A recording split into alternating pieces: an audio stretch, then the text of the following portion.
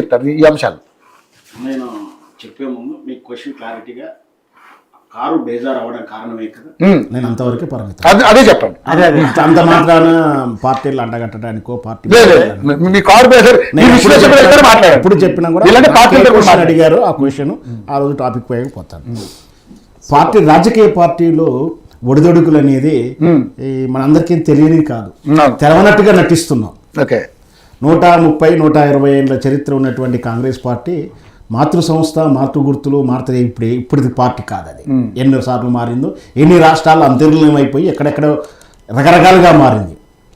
ఇకపోతే బీఆర్ఎస్ రూపంలో పేరు మార్చుకుంది టీఆర్ఎస్ నుంచి పంచుకోవడమే అది ఒక సరే, అది వాళ్ళ ఫ్యాక్టర్లో ఒక తప్పుదాం అనుకోవచ్చు ఇప్పుడు జరిగిన పరిణామం వల్ల. సరే, ఆయన ఫ్యాక్టర్ అప్పుడు వేరు. ఇకపోతే భారతీయ జనతా పార్టీ మూల పార్టీ జనసంఘ్, అది జనతా దళలో అంతర్లీనం అయిపోయింది. సరే, ఆనాటి పరిస్థితులు కారణం ఏదైనా కావచ్చు, మంచి కావచ్చు, చెడు కోసం కావచ్చు, వాళ్ళ మంచి కోసమో దేనికోసం.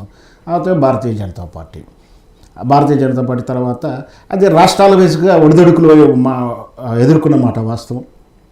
ఆ అసమ్మతి రాగాలు కానీ క్లిష్ట పరిస్థితుల్లో నుంచే నాయకత్వం మార్పు, కేశుభాయ్ పటేల్ గారి మార్పుతో నరేంద్ర మోడీ గారు రంగప్రవేశం జరిగింది. అంటే ఇక్కడ ఆ లుకలుకలు ఒక మంచి వ్యక్తి రావడానికో, ఒక పవర్ఫుల్ రావడానికో కారణమైంది. అంటే కొన్ని ఫలితాలు మంచి ఇస్తాయి, కొన్ని ఫలితాలు చెడ్డ ఇస్తాయి. సత్ఫలితాలు అయితే రాజకీయ ముఖ్యంగా అనుభవంతో ఉన్నట్టు చరిత్ర అనుభవం, నా అనుభవం కూడా కాంగ్రెస్ పార్టీ, నేను మొదటి నుంచి చెప్తా ఉన్నాను, ఈ పార్టీల తీరుగానే అసలు కాంగ్రెస్ పార్టీకి ఉన్న చరిత్ర ప్రకారం అదొక బ్రహ్మజమ్ముడి చెట్టు అని కొన్ని ఊర్లలో పెరుగుతా ఉంటుంది. నువ్వు ఎంత పీకి కాల్చి కట్టేసి నువ్వు పెట్రోల్ పోసి తగలబెట్టేసినా మళ్ళీ ఎక్కడి నుంచో పుట్టుకొస్తుంది, ఆ భూమి నుంచి ఆ పక్క నుంచో పుట్టుకొస్తుంది. అంతరార్థం అయిపోతాను కూడా మన భ్రమ కాంగ్రెస్ పార్టీ. ఎందుకంటే ఈ కాంగ్రెస్ పార్టీ ఈ భారతీయ జనాలలో నరాలలో అంతర్లీనంగా డిఎన్ఏలో కలిసిపోయిందా అన్న పోల్చవచ్చు, తప్పేం లేదు. ఎందుకంటే నాయకుల లక్షణాలు కానీ స్వతంత్ర పోరాటాలు, ఇక విమర్శలు వేరు, అదొకటే చేసిందా ఆయనే చేసిందా అనేది వేరు, ఎప్పటికి వస్తూనే ఉంటాయి. ఎక్కువ కాలం అధికారం ఉన్నటువంటి పార్టీ, ఎందుకంటే దాని చెయ్యి విస్తృతమైనది, దానికి ఉన్న ఫ్రీడమ్ అలాంటిది, దానికి ఉన్నటువంటి పవర్ లాంటిది. కాబట్టి దాన్ని ఏ విధంగా ఎదుర్కోవాలని ఇలా స్ట్రాటజికల్ ఎదురు, అది వేరు విషయం. అంటే కాంగ్రెస్ పార్టీ తెలంగాణలో ఇక పోయింది లేదు అనుకున్నాం, అసలు అది పుట్టదు అనుకున్నా. అసలు నిజంగా ఎన్నికలు రిజల్ట్ వచ్చేదానికి కానీ ఎన్నికల ఫలితాలు రావడానికి కొంచెం ముందు దాకా అసలు కాంగ్రెస్ పార్టీ గెలిస్తే అవకాశాలు ఉన్నట్టు కానీ కనపడలేదు. ఒకవేళ గెలిస్తే పలానా స్ట్రాంగ్ నినాదం కూడా కనవ, ఎంతసేపటికి మళ్ళీ మేమే గెలుస్తాము, 80%, 90% వాళ్ళకున్నా మళ్ళీ మేమే గెలుస్తాం. ఒకవేళ బీజేపీ వస్తుందా ప్రజల కోణంలో ఉంది. అట్లాంటి పరిస్థితుల్లో రకరకాల కారణాలు, ఎందుకు కారణాలు అంటే ఫ్యాక్టర్స్ కావచ్చు, అంటే ఇది పథకాల వల్ల కావచ్చు, అదర్ దెన్ తర్వాత ఒక వేవ్ నడుస్తూ ఉంటుంది. అయిపోయింది మార్పు అనుకుంటున్నారు. అది ప్రాపగండమా నిజమా? నిజంగా కూడా ప్రజలకు జరిగినటువంటి నష్టమేం లేదు బీఆర్ఎస్ పార్టీ వల్ల. ఆయన వ్యక్తిగత యాటిట్యూడ్, ఆయన అహంకారం అన్నారు, ఆయనకు నష్టం, ప్రజలకే నష్టం కాదు. లేదా ఒక 2-3 వ్యక్తులకు, అంటే ఒక నాయకునికి అపాయింట్మెంట్ లేదు, ఇవ్వలేదు, అంటే జనానికి సంబంధించిన ఫ్యాక్టర్ మీద మార్పు కోరుకున్నారు. దానివల్ల పార్టీ వచ్చింది. ఆటోమేటిక్గా 3 రోజుల్లో ఇంకో సామెత ఉంటుంది, నెత్తి ఉంటేనే కొప్పు కుదురుతుంది. ఇప్పుడు అధికారం లేదు, ఆటోమేటిక్గా అందరూ వెళ్ళిపోతున్నారు. నా డెడికేషన్ లేదు, విలువలు లేవు. పార్టీ అట్లా గెలుపు రాకముందు చూసాం, ఫలితాలు రాకముందుకే ఒక ఖమ్మం ఎమ్మెల్యే అప్పుడే ఫస్ట్ కౌంటింగ్ డిక్లరేషనే కాలే, సాయంత్రం మారి పొద్దున్న ఇంకో పార్టీ మారి రోజులు చూసాం. ఇంతంత మాత్రాన ఈ బీఆర్ఎస్ కారుకి ఏదో అవుతుందని అనుకోవడం మన బ్రేమ్ అవుతుంది. అట్లా అనుకోవడం కాంగ్రెస్ ఏ విధంగా మోసపోయారో అవుతుంది. టెంపరీగా మనం డిబేట్ చేసుకోవడానికో నాయకులు సంతృప్తిపరచుకోవడానికే కానీ ఏ పార్టీకైనా అవలక్షణాలు ఉన్నాయి, ఏ పార్టీలైనా తప్పిదాలు జరుగుతాయి. మనిషి అనేవాడు, మానవ రూపంలో ఉన్నవాడు తప్పిదాలు చేస్తాడు కాబట్టి తప్పిదాలు జరుగుతాయి. ఆ తప్పిదం వల్లే ఓడగొట్టారని కూడా మనం చెప్పడానికి వీల్లేదు. అట్లాంటి తప్పులు అంతకన్నా ఎక్కువ నాయకులు చేసిన వాళ్ళు ఉన్నారు. ఎన్టీ రామారావు పీరియడ్లో జరిగినాయి. ఎన్టీ రామారావు పార్టీ ఏ విధంగా మార్పులు చెందిందో చూసాం. కొన్ని విషయాల్లో మనిషికి ఒక రకమైనటువంటి స్కిల్స్ ఉంటాయి. అంటే రామారావు గారి స్కిల్ వేరుగా ఉంటుంది, చంద్రబాబు నాయుడు గారి మేనేజ్మెంట్ స్కిల్ వేరుగా ఉంటుంది, రేవంత్ రెడ్డి గారిది ఒక రకంగా ఉంటుంది, కేసీఆర్ది ఒక రకంగా ఉంటుంది. మనకు సింక్ కాకపోవచ్చు, మనకు నచ్చకపోవచ్చు, అదంతా అడ్మినిస్ట్రేషన్లో భాగం. దానితో పాటు వాళ్ళు ప్రజల్లో ఇప్పుడు ఏముంది, ముఖ్యంగా ప్రజలు మారారు. ప్రజలు ఎలా మారారు? నాకేమిస్తున్నారు, నువ్వేం చేసావని కాదు నాకేమిస్తున్నారు అని అంత మాత్రాన దానివల్ల గెలిచినంత మాత్రాన మేమే గెలిచాం, మా పార్టీ గెలిచింది, మా పార్టీ ఉంటుంది అనుకుంటే అది వాళ్ళ మూర్ఖత్వం కానీ అమాయకత్వం అవుతుంది. దానివల్ల ఏమైతే వాపుకు బలుపుకు తెలవకుండా ప్రవర్తిస్తే వాళ్ళంతరమైపోతారు. కానీ నాయకులు ఎక్కడికి పోరు, మళ్ళీ ఈ గుంపంతా ఇంకోసారి రేపు ఇంకొక పార్టీ రాగానే మళ్ళీ వాళ్ళకి మారుతారు. నాయకులు వాళ్ళకంతా మారుతారు, అందరూ మారుతారు. మళ్ళీ ఎవరు ఎప్పుడు మోసపోయేదంటే ప్రజలే మోసపోతున్నారు. పార్టీలు అలాగే ఉంటాయి. బీఆర్ఎస్ పార్టీ నాకు నిన్న అవగాహన వరకు ఇంతకుముందు కాంగ్రెస్ పార్టీ ఏ విధంగా చెప్తున్నానో బీఆర్ఎస్ పార్టీ కూడా ఈ తెలంగాణ సమాజానికి అంతర్లీనమైన పార్టీ. ఓకే,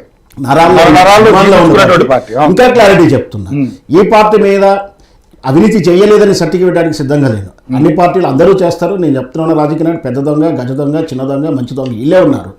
వాడు ముందు దొంగ, వాడు వెనకకు దొంగ. ఏదో రూపంలో అయితే అందరూ సంపాదించుకుంటారు. ఆ సంపాదించుకున్న వాళ్ళే రాజకీయ మనగడ ఉంటుంది, వాళ్ళే పోటీ చేయగలుగుతారు. సంపాదించుకున్న పాప మన అన్న మిత్రులు అంటారు ఇట్లా మామూలుగా స్థాయిలో ఉండాల్సి ఉంటుంది, లేకపోతే వీళ్ళే ఎమ్మెల్యే ఎంపీలుగా అయ్యేవాళ్ళు. ఎందుకంటే వాళ్ళ తత్వం బట్టి మంచితనంగా ఉన్నారు కాబట్టి ఇట్లా ఉన్నారు. సో పార్టీ వాళ్ళు ఖచ్చితంగా సంపాదించుకుంటారు, అవినీతి జరుగుతుంది. ఈ పార్టీ ఈ అధికార పార్టీ పోగానే ఇంకొక పార్టీ వస్తుంది, వాళ్ళే అవుతుంది. చూసాము వైఎస్ రాజశేఖర రెడ్డి పోగానే పోకముందుగా ఆయన చనిపోయిన తర్వాత ఆ పార్టీ వాళ్ళ అవినీతి గురించి కేసులు పెట్టారు. వైఎస్ మన చంద్రబాబు నాయుడు ఇప్పుడు ఫస్ట్ టర్మ్లో కేసులు జగన్మోహన్ రెడ్డి గారు పెట్టారు. ఇప్పుడు జగన్మోహన్ రెడ్డి గారు జరిగిన అన్యాయాల అవినీతి మీద ఏ కేసు పెడుతున్నారు. ఇప్పుడు జరిగేది అది. అయితే ఇక్కడ మోసం చేసేటువంటి కంపెనీలు ఇవన్నీ ఉన్నాయి చూసారా, మళ్ళీ అన్ని పార్టీతో డీలింగ్స్ ఉన్నాయి. అదే కేసీఆర్ పేరులో జరిగినటువంటి కాంట్రాక్టర్లు ఇప్పుడే కంటిన్యూ అవుతున్నారు. వాళ్ళతో పార్ట్నర్షిప్ కంటిన్యూ అవుతుంది, వాళ్ళతో లోపాయకం అవుతుంది. వాళ్ళు ఫండ్స్ ఇస్తారు, వాళ్ళ ఇంట్లో పెళ్ళిళ్ళకి వీళ్ళు వెళ్తారు, వీళ్ళ ఇంట్లో పెళ్ళిళ్ళు కాదు పర్సనల్ కావచ్చు. వీళ్ళ శత్రువులు ఎవరు ఫీల్ అవుతారు అంటే ప్రజలు మోసం చేస్తున్నారు. పార్టీలు అలాగే ఉంటాయి. పార్టీ ఈరోజు కాంగ్రెస్ పార్టీ బీఆర్ఎస్ పార్టీ వెనక్కి వెళ్ళేంత మాత్రం పోతుంది అనుకోవడం లిఫ్ట్లు పెట్టి లేపినా లేవదు, జాకిలు పెట్టా లేవదు అన్నటువంటి